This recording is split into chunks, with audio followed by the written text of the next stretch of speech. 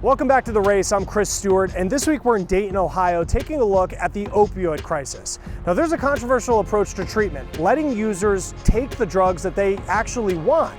Alicia Nieves taking a look at the idea of safe injection sites. Around the world, there are more than 100 safe injection sites. But right now in the U.S., there are none. In 2017, 1,217 Philadelphians died of overdoses. And last year, about 1,150 died. Philadelphia's former mayor and the state's former governor, Ed Rendell, has been leading a fight for Philly to open the first safe injection site in the country. He joined the organization Safe House in this effort shortly after his best friend's son overdosed on heroin. When John Decker died, it became personal.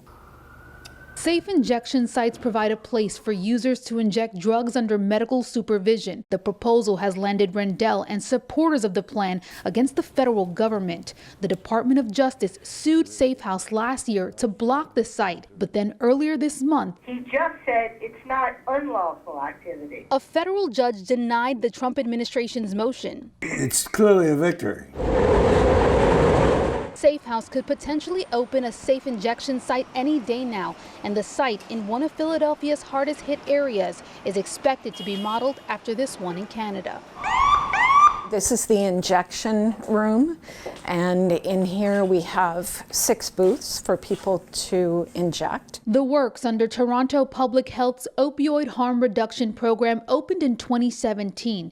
It's had 60,000 visits in 2 years. Every user who comes here stays in a waiting room after injecting to be monitored and so they're not high on the streets. Then the user sits and talks to a counselor about the idea of going to rehab.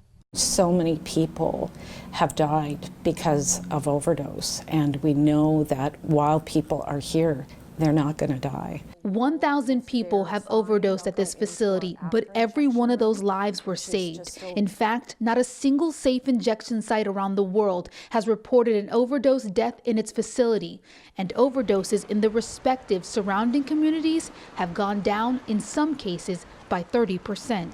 Look, no one involved with Safe House, myself included, says this is the answer to the opioid crisis. This is an answer to one small segment of the opioid crisis. Other cities around the country are considering opening safe injection sites. Watching, though, Philadelphia's next move. For The Race, I'm Alicia Nieves. Now, for many people, addiction started with a trip to the doctor. Annie Taylor's taking a look at the role that prescribed opioids have played in this crisis. Chris, our partners at PolitiFact found that prescription opioids are involved in 46 deaths each day in the U.S. According to the CDC, more than 35% of all opioid overdose deaths today involve prescribed opioids. That includes almost 218,000 deaths between 1999 and 2017. The Kaiser Family Foundation says prescription opioid overdose deaths peaked in 2016 at about 15,000 per year. Opioid prescriptions are going down, and some think that's helping curb the crisis. They started climbing in 1991, then peaked in 2011 with 219 million opioid prescriptions. That's equivalent to more than 81 prescriptions for every 100 people. Today, synthetic opioids like fentanyl, they make up majority of the opioid-related deaths. I'm Annie Taylor for The Race. Used needles stabbing families on playgrounds and beaches. Next, how communities are taking it into their own hands to make that stop.